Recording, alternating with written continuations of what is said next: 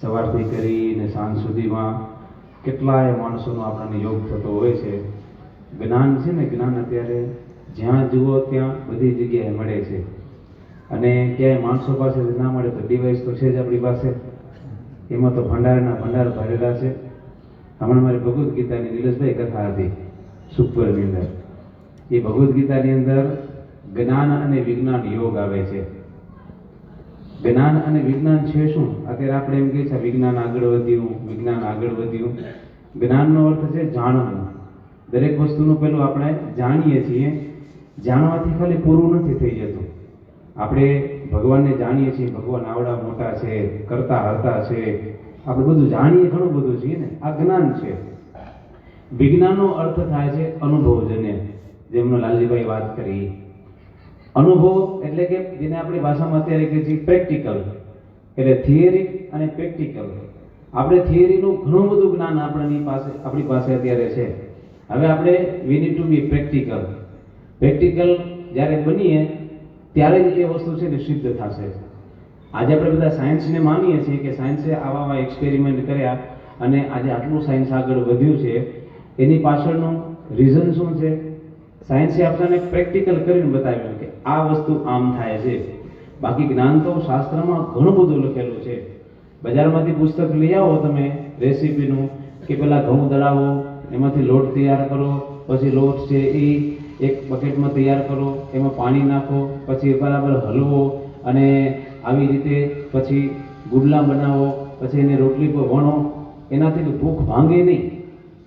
વાંચી લીધું આપણે, આવી રીતે છે, આ લઈ આવો, તે લઈ આવો, ને આપણે એમ કહીએ બસ હવે મારી ભૂખ ભાંગી ગઈ. તો એ ભૂખ ભાંગે? તો જ્ઞાન તો છે તમારી પાસે, તો કેમ ભૂખ નથી ભાંગતી? જ્ઞાન છે પણ વિજ્ઞાન નથી.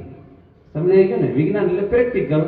હવે એના માટે તમારે બજારમાં જઈ આ બધી વસ્તુ લઈ આવી અને રસોડામાં તૈયાર કરી, રોટલી સરસ મજાની પકાવી તૈયાર કરી, અને જ્યારે આપણે ઠાકોરજીને ધરાવીએ અને જમીએ ત્યારે આપણી ભૂખ ભાંગે. એમ દરેક વસ્તુ છે થિયરેટિકલી આપણે એકદમ સ્ટ્રોંગ છીએ, બધું આપણને જ્ઞાન છે. પણ હવે એ થિયરીમાંથી ધીરે ધીરે ધીરે ધીરે પ્રેક્ટિકલમાં આવતા થઈએ, અને જે અનુભવજન્ય જે જ્ઞાન છે એ જ જ્ઞાનની અનુભૂતિ ખરેખર સાચી હોય છે. એટલે શાસ્ત્રોએ આપણને ઘણા બધા આવા સારા વિચારો આપે છે, અને એ વિચારોના માધ્યમથી આપણને મહિમા સમજાતો જાય. જો અહીં ભુવન કોષનું બધું વર્ણન આવ્યું, ઘણા બધા વર્ણન આવ્યા, કેટલા લોકના વર્ણન આવ્યા. આપણને આશ્ચર્ય થાય કે ખરેખર આવું છે. પણ ભગવાનની બે પ્રકારની સૃષ્ટિ છે, ચર અને અચર, જેને આપણે સ્થાવર અને જંગમ કહીએ છીએ ને, બે પ્રકારની સૃષ્ટિ છે. એમાં એક મૂવેબલ છે ને એક ઇમૂવેબલ છે. ઝાડ છે કે પહાડ છે, એને પહાડને આપણે ઉપાડીને એક જગ્યાએથી બીજી જગ્યાએ લઈ નથી જતા, પણ માણસને ઉપાડીને એક જગ્યાએ બીજી જગ્યાએ મૂકવો તો મૂકી શકાય છે ને. એક સ્થાવર છે, સ્થિર છે, અને બીજી જંગમ છે, એટલે હરતી ફરતી આ ભગવાનની બે પ્રકારની સૃષ્ટિ છે. અને સૃષ્ટિના માધ્યમથી જ ભગવાન કામ કરે છે. આમાં સમજવા જેવું હોય છે, એક ભગવાન કામ પોતે કરે છે. ભગવદ્ ગીતામાં હું તો મને છેલ્લા 20 દિવસ 25 દિવસથી કન્ટિન્યુઅસ એટલી વાંચી એ લાઈફમાં, છેલ્લા 20 વર્ષમાં નથી વાંચી. એટલે અમારે કથા હતી ને માથે, એટલે કથા વડે તમારે તૈયારી કરવી જ પડે. એની અંદર એટલું બધું પ્રેક્ટિકલ નોલેજ છે. મેનેજમેન્ટના તમામ સિદ્ધાંતોથી માંડી અને ડિપ્રેશન, એન્ઝાયટી, જે કઈ પ્રકારના અત્યારે માણસો જ્યારે પીડાઓ ત્યારે સહન કરે છે, એ ખાલી જો અંદર જઈને થોડુંક મનન ચિંતન કરે ને, ઘણી બધી આપણી સમસ્યાઓ દૂર થઈ જાય છે. એક ભગવાન પોતે કામ કરે છે, બીજું ભગવાન આ સ્થાવર જંગમ સૃષ્ટિ છે એના દ્વારા કાર્ય કરાવે છે, અને ત્રીજું ભગવાન આપણને સ્વતંત્રતા આપે છે. આ ત્રણ દ્વારા આખું જગત છે એ બધું જગત ચાલે છે. એના માટે દેવતાઓને સ્થાપિત કરેલા છે કે જે દેવતાઓના માધ્યમથી આપણે દેવતાઓની સાથે તાલમેલ રાખવાનો હોય. જેમ સંજય ભગતે વાત કરી કે સૂર્યનારાયણ દેવ છે આપણે સ્થાપિત કર્યા છે, પંચદેવોની સ્થાપના કરી છે. એ દેવતાઓના માધ્યમથી આ સમગ્ર જગત ચાલે છે. સમય સમય અનુસાર વરુણદેવ છે વરસાદ વરસાવે છે, સૂર્યનારાયણ દેવ છે આપણને સરસ મજાનો પ્રકાશ આપે છે, ઓક્સિજન આપે છે. ચંદ્ર છે તો આ બધી જેટલી ઔષધિઓ છે, હર્બ્સ, એ બધું સૂર્ય ચંદ્રના માધ્યમથી આપણને બધું મળે છે. તો આ દુનિયાની અંદર આપણે એકલા ખાલી સપોર્ટ નથી કરતા, બધાનો સાથ સહકાર છે. જે આપણે સંગઠન કહીએ, આપણે બધાના સંગઠનથી જ કાર્ય ચાલે છે. એક વ્હીલ ઉપર કોઈની ગાડી ચાલતી નથી. ગાડીના 4 વ્હીલ ખપે એટલે ખપે. આપણે કેમ 3ની જગ્યાએ 3 રાખો ને તો એ ન ચાલે. ફોર વ્હીલર ગાડી હોય તો ફોર વ્હીલ જ ખપે. એમ આ દુનિયાની અંદર જગતને ચલાવવા માટે બધાની જરૂર પડે છે. અહીંયા જેટલા બેઠા છે ને બધાની પાસે અલગ અલગ ટેલેન્ટ છે, અલગ વિચારધારા છે, અલગ સ્કિલ છે, અલગ આવડત છે. તો આપણે બધી આવડત ભેગી કરીએ તો કેટલું કામ થાય છે. તમે જોયું હશે એક જ કંપનીની અંદર કેટલા બધા અલગ અલગ વિભાગો હોય છે. મેનેજરથી માંડીને સેલ્સમેનથી માંડીને રોકોર સુધીથી માંડી અને QS ક્વોન્ટિટી સર્વેથી માંડી આ બધા પ્રકારના ડિપાર્ટમેન્ટ એક જ કંપનીમાં હોય છે અને કંપની કેટલી સ્મૂથલી ચાલતી હોય છે આપણે બધા જાણીએ છીએ ને. એટલે દુનિયામાં આપણને બધાની જરૂર પડવાની છે. અને આપણા સૌથી મોટા એન્જિનિયર તો ભગવાન છે. એના વગર તો એન્જિન ચાલુ થવાનું નથી આપણા. એટલે સવારથી કરી અને એને પકડી રાખીએ કે આખો દિવસ દરમિયાન આખું જે તંત્ર છે, આખું ચરાચર જગત છે, એ જગત ચાલે. મત સમજવાનું આટલું છે. હવે જો સમજી લીધું છે તો હવે પ્રેક્ટિકલ કરતા શીખીએ. એ ભગવાનને આપણે અનુભવની અંદર લાવવાનો પ્રયત્ન કરીએ. આ જે કંઈ આપણે આધ્યાત્મિક સાધનાઓ કરીએ છીએ એ સાધનાની પાછળનો હેતુ એ જ છે કે આપણને અનુભૂતિ થાય.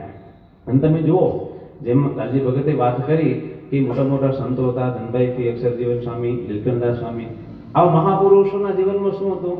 અભ્યાસ કદાચ ઓછો હશે પણ અનુભૂતિ એટલી મહાન હતી. એમના જીવનની અંદર ભગવાનની જે ખરેખર હૃદયમાં જેને કહેવાય કે ભગવાનને જાણ્યા હતા અને જાણ્યા પછી ખરા અર્થમાં માણ્યા હતા. અને જે માનેલી વસ્તુઓને યાદ રહે. જ્ઞાન કદાચ સમય જતા જતા વિસ્મૃત થઈ જાય પણ જે વિજ્ઞાન છે ને, જે અનુભવ હોય એ અનુભવ માણસ કોઈથી ભૂલતો નથી. જેના લગ્ન થયા હોય સારા કર્યો તો ઠીક છે, નબળું કોઈક ભટકાઈ ગયો, છેતરાઈ ગયો બિચારો, આખી જિંદગી સાસુ સસરાને ભૂલશે?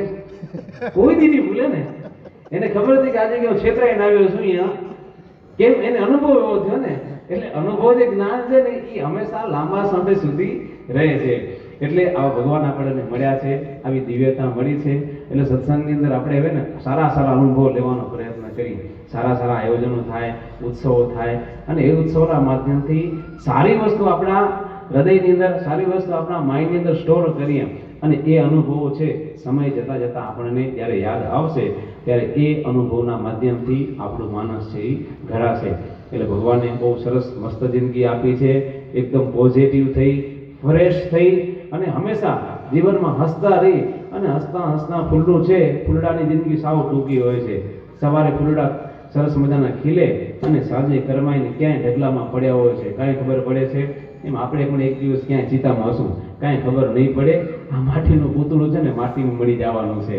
પણ એ માટીમાં મળે એના પહેલા કેવું આપણે કામ કરીએ કે આપણી જે સુગંધ છે એ બધી જગ્યાએ પ્રસરાવતા જઈએ. ઓક્સિજન પ્રસરાવે ને એને બધા યાદ કરે.